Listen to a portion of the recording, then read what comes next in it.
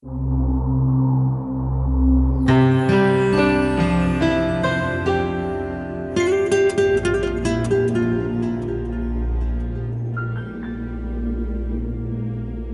இயேசு கிறிஸ்துவின் நாமத்திலே சால்வேஷன் தொலைக்காட்சி நேயர்கள் அனைவரையும் ஏக்தா நெட்வொர்க் வழங்கும் திருச்சபை அன்றும் என்றும் என்ற நிகழ்ச்சிக்கு அழைக்கிறோம். இந்த நிகழ்ச்சியிலே மாபெரும் வரலாறை குறித்து வாசித்துக் கொண்டு வருகிறோம், படித்து கொண்டு வருகிறோம்.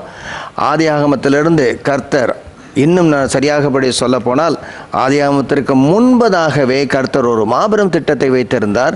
அதை ஆதியாகமம் 1வது அதிகாரம் 1வது வசனத்திலிருந்து ஆரம்பித்து இந்த பூ உலகிலே அவர் கிரியை செய்கிற தேவனாய் இருக்கிறார். தேவனுடைய வெளிப்பாடுகள் நாம் அதிகமாக அதை குறித்து பேசிக்கொண்டே வருகிறோம். ஒன்று, அவர் கிரியை செய்கிற தேவன். இரண்டாவதாக, அவர் பேசுகின்ற தேவன். மூன்றாவதாக, அவர் எழுதுகின்ற தேவன். நான்காவதாக நாம் பார்க்கிறோம், தீர்க்கதரிசிகள் மூலமாக எடுத்துரைக்கிற தேவன். ஆராதனையிலே மகிமைப்படுகிற தேவன். இயேசு கிறிஸ்துவிலே பூரணமாக வெளிப்படுத்தின தேவன். அப்போஸ்தலர்கள் மூலமாக இதை இப்பொழுது நிலைப்படுத்தி கொண்டு வருகிற தேவன். ஒரு நாளிலே அவர் திரும்ப வரப்போகிறார். இந்த மாபெரும் வரலாற்றினுடைய கடைசி முடிச்சு என்று சொல்ல போனால் அது கர்த்தராகிய இயேசு கிறிஸ்துவினுடைய 2வது வருகை. இந்த தேவ ராஜ்யத்தை அவர் முழுவதுமாக ஸ்தாபிக்கப் போகிறார். அநேக நேரங்களிலே நம்முடைய சுவிசேஷ அறிவிப்பு எப்படி மாறிவிடுகிறது என்றால், தனிப்பட்ட சுவிசேஷ அறிவிப்பார். நீ கர்த்தரை சொந்த இரட்சகராக ஏற்றுக்கொண்டாயா, கர்த்தர் உன்னை எங்களிருந்து விடுதலை செய்து உனக்கு என்ன நித்திய ராஜ்யத்தை தந்து விடுவார், நீ நரகத்திற்கு போக மாட்டாய், நீ பரலோகத்துக்கு போவாய், இதை மட்டும் நம்ம சொல்லி முடிச்சிடுறோம். ஆனால் எதை நாம் சொல்லுவதில்லை சரியானபடி, தேவனுடைய ராஜ்யம் என்று ஸ்தாபிக்கப்படும், அதில் எல்லாரும் கூட்டி சேர்க்கப்படுவார்கள். யூதர்களும் கிரேக்கர்களும் எத்தனையோ பாஷை பேசக்கூடியவர்கள் வெளிப்படுத்தின விசேஷத்தில் ஒரு சில பகுதியில் நாம் பார்க்க போகிறோம். சேர்க்க போகிறார்கள். அவர் 1000 வருடங்கள் அரசாளுவார். அதற்கு பின்பதாக அவர் எல்லாவற்றையும் அழித்து, பாவங்களை எல்லாவற்றையும் பிசாசுகளை எல்லாம் ஒழித்து அவர் நித்திய ராஜ்யத்தை ஸ்தாபிப்பார். அவருடைய ராஜ்யத்திற்கு முடிவில்லை.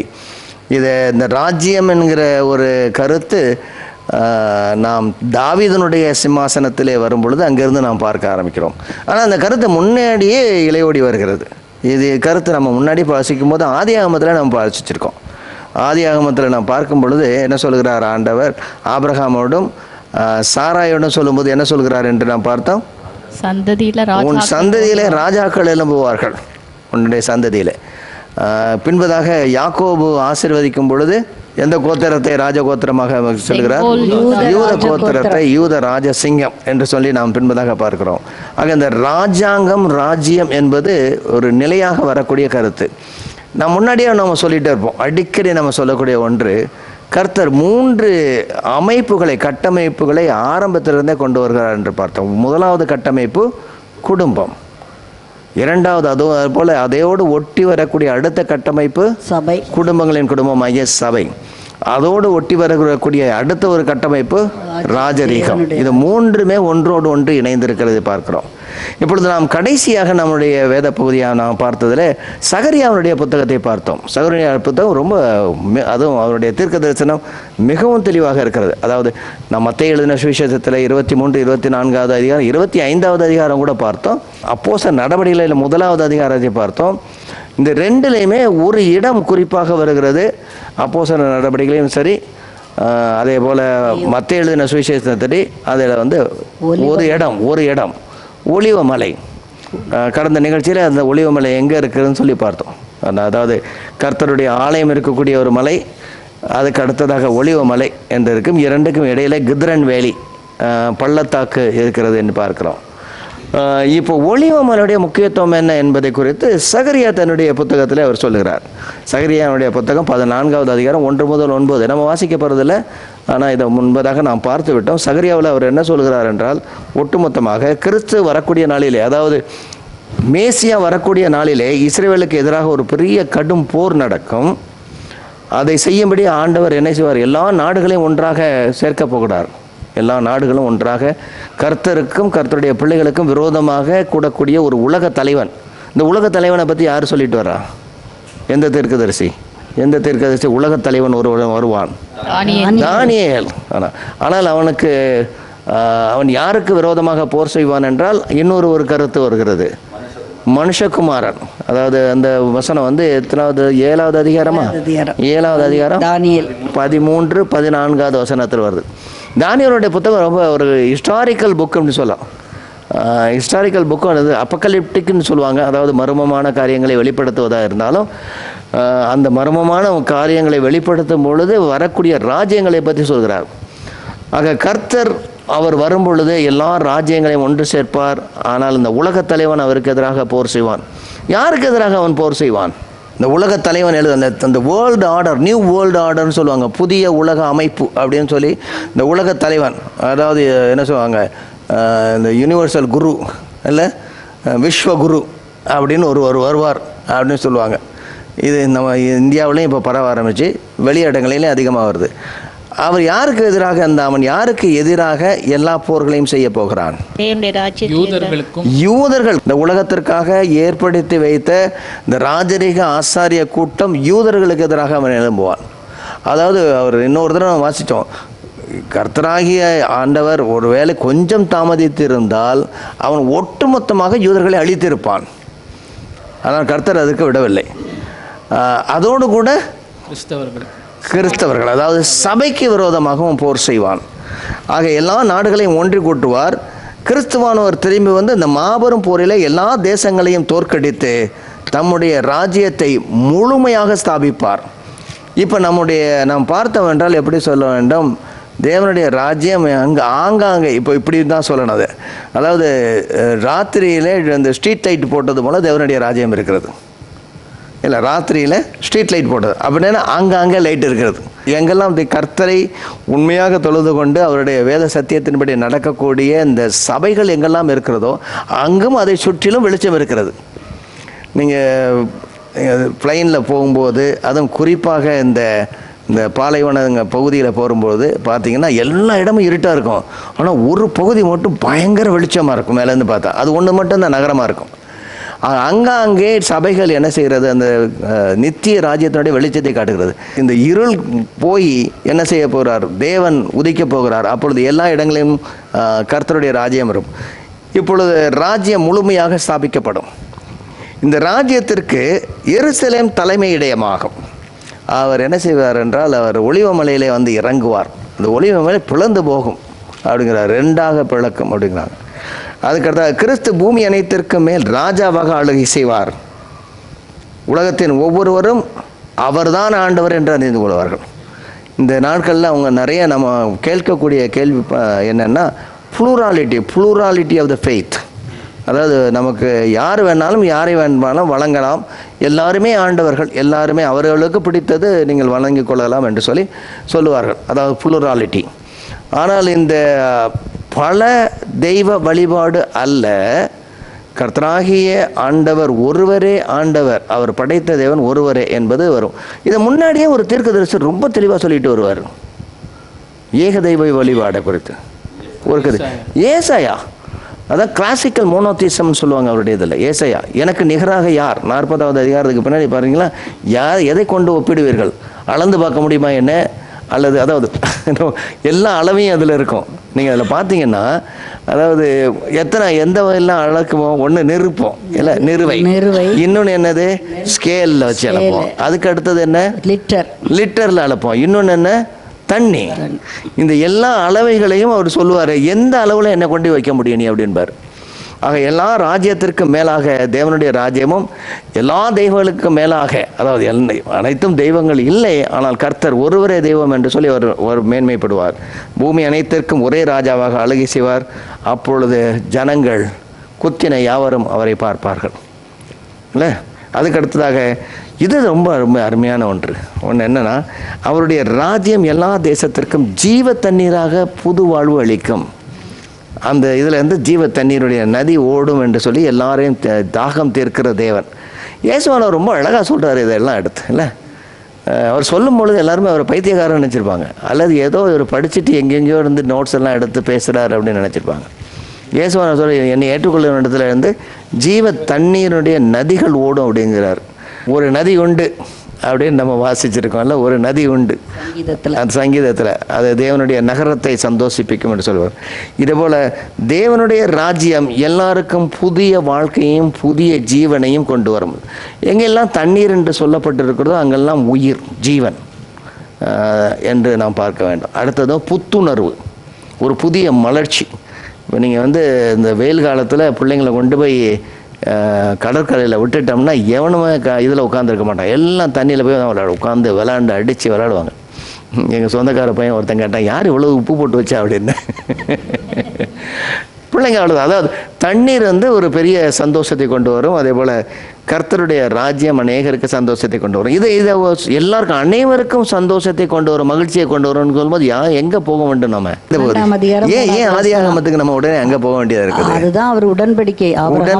அதாவது கர்த்தர் செய்த உடன்படிக்கையினுடைய அடித்தளமே அங்கே தான் இருக்கு, ஆரம்பமே அங்கே தான் இருக்கு. இந்த மாஸ்டர் பிளான் அங்கேருந்து ஆரம்பிக்குது இல்லையா? அதுக்கு முன்னாடி 11 அதிகாரங்கள் வரைக்கும் இந்த இதெல்லாம் பேக்ரவுண்டெல்லாம் வந்து போட்டாங்க, வெளிச்சமாக இருந்துச்சு. அதுக்கப்புறம் டார்க் பேக்ரவுண்ட் ஆயிடுச்சு. பின்னாடி என்ன இருந்துச்சு, அங்கே தான் ஒரு வெளிச்சம், ஒரு பெரிய வெளிச்சம் ஆரம்பிக்கிறத நம்ம பார்க்கிறோம். 3:15 அவர் ஒரு சின்ன ஸ்ட்ரீட் லைட் இருந்தது, அவ்வளோதான், தூரமாக ஒரு சின்ன ஸ்ட்ரீட் லைட்டு. அதே போல் என்னது 9வது அதிகாரம் 24வது வருஷத்தில் அது ஒரு சின்ன ஸ்ட்ரீட் லைட்டு. அதுக்கப்புறம் ஒரு பெரிய அளவுக்கு ஒரு ஹோலோஜன் பல்பு மாதிரி வந்தது வந்து 12வது அதிகாரம் ஆதியாகமம். இங்கே இன்னும் அதிகமாக நீதியினுடைய சூரியனை பார்க்கிறோம். இப்போ நம்ம என்ன பண்ணோம்னா, இதெல்லாம் நான் பார்க்கும் பொழுது அப்போஸ்தலனாகிய யோவானுக்கு இன்னும் அதிகமான தீர்க்க தரிசன ஆண்டது கொடுத்தார் கடைசி நாட்களில். இந்த யோவான் எழுதின எல்லா புத்தகங்களும் கிட்டத்தட்ட 1வது நூற்றாண்டுடைய கடைசி பகுதியில் எழுதப்பட்டிருக்கிறது. இந்த கடந்த நாட்களிலே அந்த இடங்கள்லாம் போகும் பொழுது யோவான் எழுதின அந்த அவர் இந்த 7 சபைகள் இங்கே இருக்கக்கூடியதெல்லாம் எபேசு இதெல்லாம் பார்க்கறதுக்கு 7 சபைகள். அதே போல் அங்கேருந்து பார்க்கக்கூடிய அளவுக்கு நம்ம ஓரளவுக்கு பார்த்தோம்னா பாத்மு தீவு அதை பார்க்க முடியும். அதில் அவர் அடைக்கப்பட்டிருக்கிறார், அங்கேருந்து எழுதுகிறார். அந்த எழுதும்போது ஒரு இது இருக்கும் என்னென்னா, நீங்கள் 22வது அதிகாரம் போக வேண்டாம், இப்போ நம்ம அதை பார்ப்போம். 22வது அதிகாரத்தில் அவர் சொல்லுவார், வானமும் பூமியும் அழிந்து போகும், புதிய வானமும் புதிய பூமியும் சிருஷ்டிக்கப்பட்டது, சமுத்திரம் இல்லாமல் போகும்னு இருக்கும். இன்னும் அவருக்கு அவ்வளோ கோபம். 21வது அதிகாரத்தில் சமுத்திரமும் இல்லாமல் போகும், அப்படியே இருக்குல்ல. வானம் புதிய பூமியும் உண்டாகும், வானமும் முந்தின பூமியும் ஒளிந்து போகும், சமுத்திரம் இல்லாமல் போயிற்று. ஆனால் என்ன செய்யறாருன்னா, சமுத்திரம் இல்லாமல் போகுன்றாரு. எனக்கு 2 இது வந்துச்சு.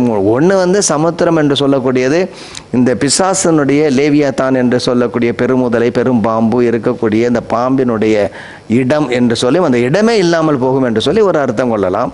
இன்னொன்று நான் பார்க்கறது, பத்மதீவில் இருக்கிறவர் என்னத்தை பார்த்துட்டு இருப்பார், எப்போவுமே சுற்றி தண்ணியாக இருக்கிறது, தண்ணி இல்லாமல் போனால் அடுத்த இடத்துக்கு போகலாம் மாதிரி யோசிச்சிருப்பார்.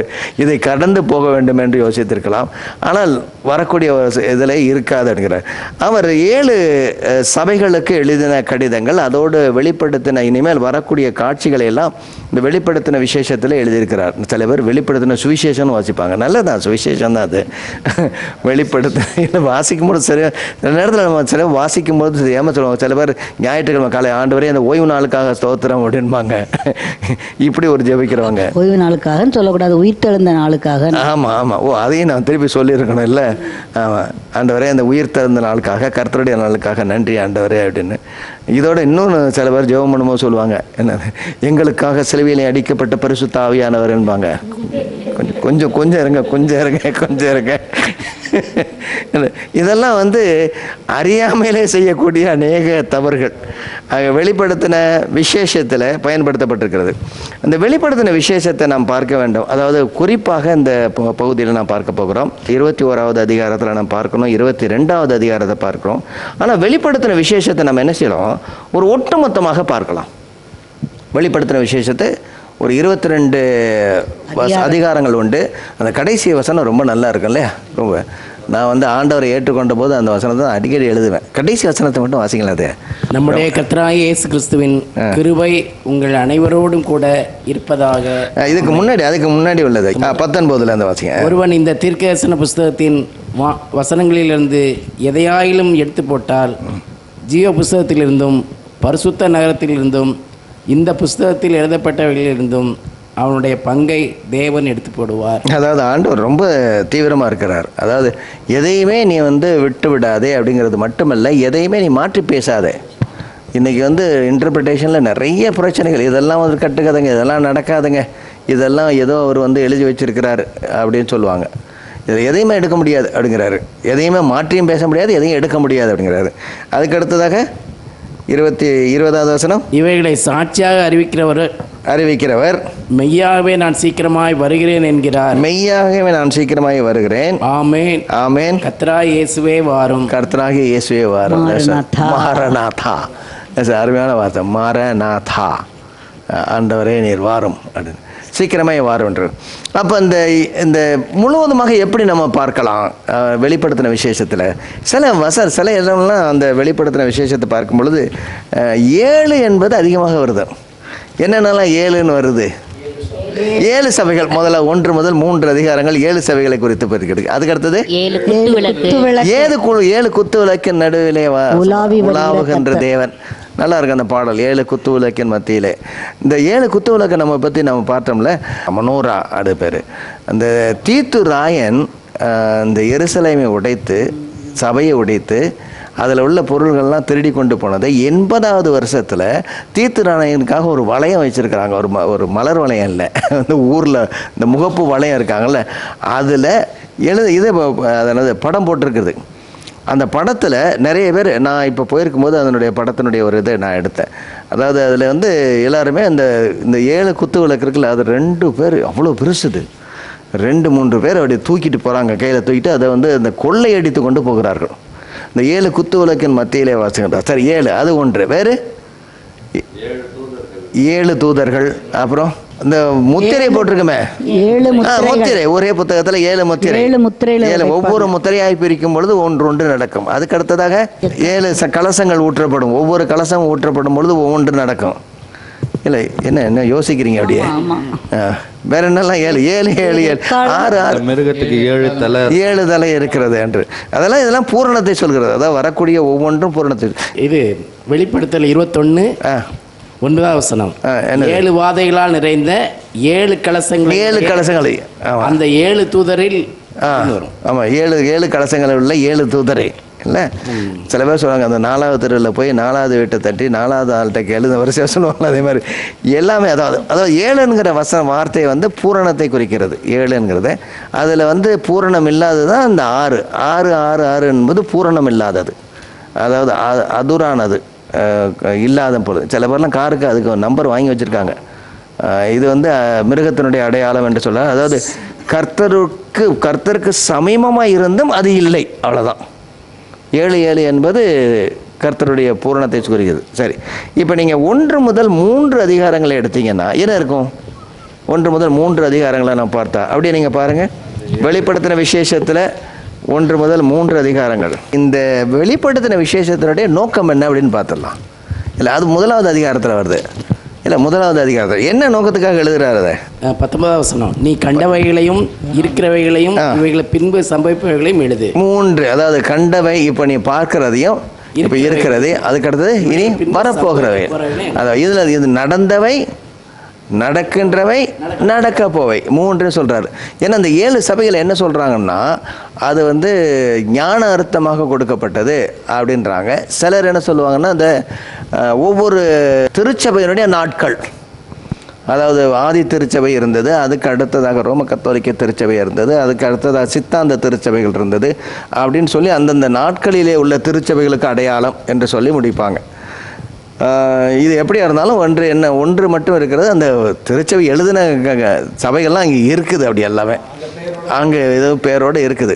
நீங்கள் இன்னொரு அதோட ஒரு இது, இந்த 7 திருச்சபைகளை சொல்லும்போது ஒன்று என்ன சொல்கிறாரு ஆண்டவர், ஒரு திருச்சபை சொல்கிறாரு, நீ அனலமின்றி குளிரமின்றி இருக்கிறாய். எந்த இடம்? லவோதிக்கேயோட சபை. ஓகே, இந்த லவோதிக்கே சபைக்கு பக்கத்துலேயே ஒரு 2 சபை இருக்குது, 2 நகரங்கள் இருக்குது. ஒன்று ஏரோபோலி. நீங்கள் இதை வந்து இதில் இல்லை, இந்த 7 சபைகளில் இல்லை. ஆனால் பவுலடியார் கடிதத்தை எழுதும் போது, கொலோசியர் எழுதும் போது அதனுடைய 4வது அதிகாரத்தை சொல்கிறார். இப்போ எப்படி வச்சிங்க, இங்கே வந்து ஏரோபோலி இருக்குது, அது கொஞ்சம் உயரமானது. அதுக்கு அடுத்தது இன்னொரு சபை இருக்குது, கொலோசை வந்து இப்போ ஒன்றும் மண்ணு மேடாக தான் இருக்குது, இன்னும் அதை அகழ்வாராய்ச்சி பண்ணலை, அது இங்கே கீழே இருக்குது. இதுக்கு 2க்கும் இடையில் இருக்கிறது தான் இந்த லவோதிக்கே சபை. இப்போ என்ன நடக்குதுன்னா, இந்த ஏரோபோலியிலிருந்து நல்ல வெந்நீர் ஊற்று வரும். அதில் நாங்கள் நின்னோம். அதில் நிற்கும் போது அந்த வெந்நீர் ஊற்று வரும் பொழுது அதில் வந்து இந்த டெபாசிட், அந்த மினரல் டெபாசிட் நிறைய இருக்கும். அதில் வந்து குளித்தா வந்து வெந்நீர் ஊது அதோட குளிக்கும்போது நல்ல உடம்புக்கு வந்து ஆரோக்கியமாக இருக்கும். அப்படி ஒன்று, அதாவது மருந்தாக உபயோகிக்கக்கூடியது. அங்கேருந்து அக்வாடக்ட்னு போட்டிருக்காங்க, அதாவது வழி போட்டிருக்கிறாங்க, குழாய் போட்டிருக்காங்க. அந்த குழாய் பார்த்தோம், நான் கூட எதிர்க்கும்போது பெரிய பெரிய பெரிய குழாய் போட்டிருக்காங்க. அந்த குழாயில் இன்னுமே என்ன இருந்திருக்கு, அந்த டெபாசிட் படிஞ்சிருக்கு உள்ளே. அது ஒவ்வொரு முறையும் இது பண்ணுவாங்களாம். அது அங்கேருந்து நேராக வந்து எங்கே வரும்னா இங்கே லவோதிக்காவுக்கு வரும். இந்த லவோதிக்காவுக்கு வரும்பொழுது இது வந்து வெது வெதுப்பாக இருக்கும். ஒன்று அங்கே வந்து நல்ல சூடாக இருக்கும், சூடு தண்ணி மருத்துவத்துக்காக உபயோகிப்பாங்க. அது நேராக குலசைக்கு போகும்போது அங்கே நல்ல குளிர்ந்த தண்ணியாக இருக்கும், அதை குடிக்கிறதுக்காக உபயோகிப்பாங்க. இப்போ ரெண்டுக்கு இடையில இருக்கக்கூடியது என்னென்னா வெது வெதுப்பாக இருக்குது. இது உப்போடு இருக்கும், உப்பெல்லாம் நிறையா படிஞ்சிருக்கும். அதை எதுக்கு கொடுப்பாங்கன்னா, யாருக்கெல்லாம் யாராவது விஷத்தை தின்ட்டாங்கன்னா நம்ம உப்பு தண்ணிக்கு கலக்கி கொடுப்போம்ல, அவ்வளோதான். அதான் சொல்கிறாரு, நீ அனலமின்றி குளிருமின்றி இருக்கிறாய், உன்னை வாந்தி பண்ணி போடுவேன்னு சொல்கிறனுடைய அர்த்தமே, நீ ஒன்று வந்து ஏரோபொலியாக இருந்தாலும் பரவாயில்ல, இல்லை குலசையாக இருந்தாலும் பரவாயில்ல, நீ ரெண்டும் கட்டா நிலையில் இருக்கா. அது அழகாக பார்க்க முடியுது அது நேராக. ஆக அவர் எழுதின கடிதங்களில் அந்த இடத்துல என்ன நடந்தது என்ன இருந்ததுன்னு சொல்லி தெளிவாக நம்ம பார்க்க முடியுது. 7 சபைகளுக்கு அவர் எழுதக்கூடிய கடிதங்கள் எல்லாம் ஒன்று ஒன்று முக்கியமானது. அதை நிறைய இடத்துல அரேஞ்ச் பண்ணி வச்சுருந்தேன் நான் ஒரு தடவை எடுக்கும் பொழுது. என்னென்னா, ஒன்று ஆரம்பித்து அப்படியே ஆரம்பித்து ஒரு நல்லதாக போய் அப்புறம் மறுபடியும் கடைசியில் கெட்டதாக முடியும். அதாவது ஆதியில் அன்பை விட்டாய், கடைசியில் அனலம் என்று குளிரும் என்று இருக்கிறாய், இடையில் இருக்கக்கூடியது தான் அந்த ஃபிலடெல்ஃபியாங்கிற ஊர் வந்து ஃபிலாடெல்ஃபாஸ் அப்படின்னா சகோதரனை நேசிக்கக்கூடிய ஊர் அப்படின்னு சொல்லி தன்னுடைய சகோதரனுக்காக கட்டின ஒரு கட்டடம். அதில் நிறையா இதெல்லாம் இல்லை. இதை நீங்கள் அப்படியே பார்த்தீங்கன்னா வரிசையாக கொஞ்சம் கொஞ்சமாக இறங்கி அப்படியே கீழே அப்படி இறங்கியிருக்கும். 7 சபைகளுக்கு எழுதின கடிதங்கள். அவர் வந்து இது 7 சபைகளும் அந்த நாளில் நடந்தது மட்டுமல்ல, அதே நிலைமையிலே இன்றும் நினைக்கக்கூடிய அநேக சபைகள் உண்டு. ஆதியிலே அன்பை விட்ட சபைகள் உண்டு, கர்த்தருக்காக வைராக்கியமாக இருந்து அதற்காக தன்னுடைய உயிரை விட்டவர்கள் உண்டு, விபச்சார மயக்கத்தில் விழுந்து போனவர்கள் உண்டு, ஆனால் ஊழியத்தை செய்யக்கூடிய சபைகள் உண்டு, அனலமின்றி குளிருமின்றி இருக்கக்கூடிய சபைகள் உண்டு. லவோதிக்கேயா சபையை பண்ணும்போது அதுக்கு அடுத்தது லவோதிக்கேயா சபையோடு கூட சேர்ந்து ஒரு இடம் இருக்குது. அந்த இடத்துல ஒரு என்ன சொல்லலாம், ஒரு ஹாஸ்பிட்டல் காம்ப்ளெக்ஸ் இருக்குது. அங்கே தான் எல்லாருமே கண்களுக்கு கழிங்கிறதுக்கு வருவாங்க. கண்ணு தெரியாதவங்க எல்லாம் அங்கே தான் வந்து இருப்பாங்க. அதே போல் அங்கே தான் பேங்கிங் சிஸ்டமே ஆரம்பிக்கப்பட்டது. அங்கே வந்து இந்த கருப்பு ஆடைகள், அது வந்து ரொம்ப விலை உயர்ந்த ஆடைகள் இருக்குது, அதெல்லாம் வந்தது. இதை தான் ஆண்டவர் சொல்லும் பொழுது, நீ வந்து ரொம்ப பணக்காரன்னு சொல்லிகிட்டு இருக்க, ரொம்ப சௌந்தரியவான்னு சொல்லிகிட்டு இருக்க, உனக்கு நல்லா கண்ணு தெரியும்னு சொல்கிற, நான் உனக்கு சொல்கிறேன் என்கிட்டேருந்து நீ வாங்கிக்க. ஏன்னா அது சொல்லும்போது எதுக்காக அப்படி சொல்கிறாங்கன்னா, எல்லா டெம்பிள்லேயும் தான் பேங்கிங் சிஸ்டம் இருந்துச்சு. டெம்பிளுடைய ஒரு பகுதி அந்த ட்ரெஷரியாக இருக்குது, அங்கே இருந்தால் பேங்கிங் சிஸ்டமே, இந்த வேர்ல்டுக்கே பேங்கிங் சிஸ்டம் கொடுத்தது அதுதான் அப்படிங்கிறாங்க. அந்த இடம் தான். அப்போ மக்கள் வந்து செலவாணி, அதாவது பணத்தை கொடுத்து செலவாணிகள் செய்யக்கூடிய எல்லாமே அங்கே தான் நடந்திருக்கு, லவோதிக்கேயாவில். ஆக நடந்த இடங்களில் என்னென்ன பிரச்சனைகள் இருந்ததோ அந்த பிரச்சனைகளை அப்படியே இழுத்து காட்டுறாங்க. அதான் அவர் எழுதுறாரு, நான் ஐஸ்வர்யவான் என்றும் திரவிய சம்மனன் என்றும் எனக்கு ஒரு குறைவும் இல்லை என்றும் சொல்லுகிறபடியால் நான் நீ ஐஸ்வர்யவானாகும்படி நெருப்பிலே புடமிடப்பட்ட பொன்னையும் ஒன்று உன் நிர்வாணமாகிய அவலட்சணன் தோன்றாதபடிக்கு நீ உடுத்தி கொள்வதற்கு வெண் வஸ்திரங்களையும். வெண் வஸ்திரம், ஓகே ஓகே. அவங்க அதிகமாக என்ன செய்வாங்க, இந்த கருப்பு வஸ்திரம் வச்சுருப்பாங்க. இது இன்னும் வேடிக்கையானது. வெண் வஸ்திரம்னா அந்த கருப்பு வஸ்திரத்தை டை பண்ணணும். சரி, இப்போ இந்த டை அடிக்கிறதுக்கு என்ன வேணும்? மை வேணும், அந்த கலர் இல்லை, அதை வந்து கலராக இருக்கிறத வந்து கலர் எடுக்கணும். என்ன என்ன கெமிக்கல் போடணும்? Bleaching powder. என்னது? குளோரின். ஆமாம், குளோரின் எங்கே அதிகமாக இருக்குது? வாட்டரில், சிறுநீரில். இதை கலெக்ட் பண்ணி போய் அதை கொண்டு போய் ப்ராசஸ் பண்ணி கொண்டு வந்து என்ன ஸ்மெல் அடிக்கும். அதனால் என்ன அதிகமாக வாசனை திரவியங்கள் பூசிக்கொள்வார்கள். அதை பெருமையாக வச்சாங்க. அதாவது ஒரு கருப்பு துணியை வெள்ளையாக்குறதுக்கு இவங்க ப்ராசஸ் பண்ண இடம் அது. அது பெரிய பெருமை. ஆனால் ஆண்டவர் என்ன சொல்கிறாரு, நீ வந்து இந்த மனிதனுடைய கழிவை வைத்தல்ல, என்னுடைய இரத்தத்தினால் ஆகிய அந்த அதனால் வெளுக்கப்பட்டவர்கள் வெள்ளை அடங்கி அல்ல அங்கி வைத்தார்கள், அந்த இடத்துல தான் வருது. நீ வந்து இதுக்கு மேலே ஒன்றுமே பூச வேண்டாம், நீ சொல்கிறது எல்லாமே உன்ட்ட இல்லைங்கிறார். நீ பொண்ணு இருக்குங்கிற பேங்கிங் சிஸ்டம் இல்லை. அது ஒவ்வொரு சபையாக நம்ம பார்க்கலாம், இதில் ரொம்ப இன்ட்ரெஸ்டிங்காக இருக்கும். ஆனால் இந்த ஒரு இதை மட்டும் நான் பார்க்குறேன். ஏன் 7 சபைகளில் இந்த மாதிரி எதுக்காக நான் சொல்ல வரேன்னா, ஒவ்வொரு சபையிலும் உள்ள பிரச்சனைகள் தான் இருந்தது. பெர்கமுன்ற இடத்துக்கு போயிருந்தோம். அதில் பெர்கமுடைய சபை இருக்குல்ல, ஆனால் பெர்கமுடைய சபையில் என்னது சொல்கிறாரு, ஒரு முக்கியமாக சொல்கிறார், என்னது இரு பக்கமும் கருக்குள்ள பட்டயத்தை பற்றி பேசுகிறாரு. அதில் இருக்குதா? ஆமாவா இல்லையா? பெர்கமும் இருக்குதா? என்ன இருக்கு? சபையின் தூதனுக்கு நீ எழுத வேண்டியதாவது இருபுறமும் கருக்குள்ள பட்டயம். சரி, இப்போ இருபுறமும் கருக்குள்ள பட்டயம் எது? வார்த்தை, வேத வார்த்தை. அப்போ புத்தகம். இந்த பெர்கமும் என்கிற இடத்துல இந்த பெர்கமா அப்படிங்கிற வந்ததே என்னதுன்னா பார்ச்மெண்ட், அதாவது அந்த தோல் சுருள் இருக்குல்ல, அதுலேருந்து அந்த ஊரே பேர் வந்துச்சு. இப்போ என்ன நினச்சேன், முன்னாடி பப்பாயரஸ் பேப்பரில் எழுதுனாங்க, அது ரொம்ப நாள் இருக்காது. எனவே எப்படி சொல்கிறாங்களாம், இப்போ தோலில் எழுத ஆரம்பிச்சிருக்காங்க. அந்த தோல் சுருள்கள் தான் இருந்திருக்கு அந்த இடத்துல. அதனால் இவங்க என்ன சொல்கிறாரு, நீ வச்சிருக்கிறது பட்டயம் இல்லை, ஆனால் என்னுடைய வேத வசனம் பட்டயம் அப்படின்னு சொல்கிறார். அந்த ஊரில் ஒரு கோயில் இருக்குது. அந்த கோயிலுக்கு பக்கத்தில் ஒரு பெரிய இடம் இருக்குது. அந்த பெரிய இடம் ஃபுல்லாகவே லைப்ரரி. நான் இன்றைக்கி எல்லா சபைகள்லையும் இதான் சொல்லிகிட்ருக்கேன். உங்கள் சபையில் ஒரு நல்ல பெரிய லைப்ரரி இருக்கணும். நல்ல புத்தகங்கள், எந்த புத்தகங்களாக இருந்தால் கொண்டாந்து சபையில் கட்டடங்கள் வச்சுருந்தீங்கன்னா, பெரிய கட்டடம் தான், தட் ஷுட் பி லைப்ரரி. ஒரு பெரிய லைப்ரரி இருக்கணும், நல்ல வேத புத்தகங்கள் இருக்கணும். வரவங்க உட்கார்ந்து சும்மா ஏதோ அரை மணி நேரத்துக்கு போகிற 1 மணி நேரத்துக்குள்ள உட்கார்ந்து படிக்கக்கூடிய இடங்களாக இருக்கணும். அதில் 3 லட்சம் இந்த இது இருந்துச்சு, அதாவது இந்த தோல் சுருள்கள் இருந்தாங்க. 3 லட்சம் முதலாவது நூற்றாண்டிலே அந்த இதை யோவான் எழுதும் போதே அவர் அதனால தான் இருபுறமும் கருக்குள்ள பட்டயம், நீ வச்சிருக்க பட்டயம் இல்லை, இந்த பார்ச்மெண்ட்டை நான் கொடுக்கக்கூடியது அப்படிங்கிறார். ஆக இந்த எழுதக்கூடிய அந்த 7 சபைகளும் அந்த நாட்களிலே உண்மையாக இருந்த சபைகள், அதாவது உண்மையிலே இருந்த சபைகள், உண்மையாக இருந்த சபைகளில் உண்மையிலே இருந்த சபைகள், அதனுடைய பிரச்சனைகள், அதனுடைய பாங்குகள், இதை குறி வைத்து இந்த வசனங்கள் அவங்களுக்கு கொடுக்கப்பட்டிருக்கிறது. Historically that is a fact. ஆமாம், ஹிஸ்டாரிக்கலி, அதாவது சரித்திரபூர்வமாக, வரலாற்று பூர்வமாக இருந்த சபைகளுக்கு அவர் எழுதுகிறார் அந்த நாளிலே உள்ள பிரச்சனைகள். இது அந்த நாளில் உள்ள பிரச்சனைகள் என்று சொல்லி நான் விட்டுவிட முடியாது. ஏன்னா இந்த பிரச்சனைகள் இன்றும் அதே மாதிரியான சபைகள் அநேக இடங்களில் இருக்கிறது. அதாவது அவர்களை அந்த வேசித்தனத்திற்கு நேராக நடத்தினவர்கள் அப்படின்னு இருக்குது.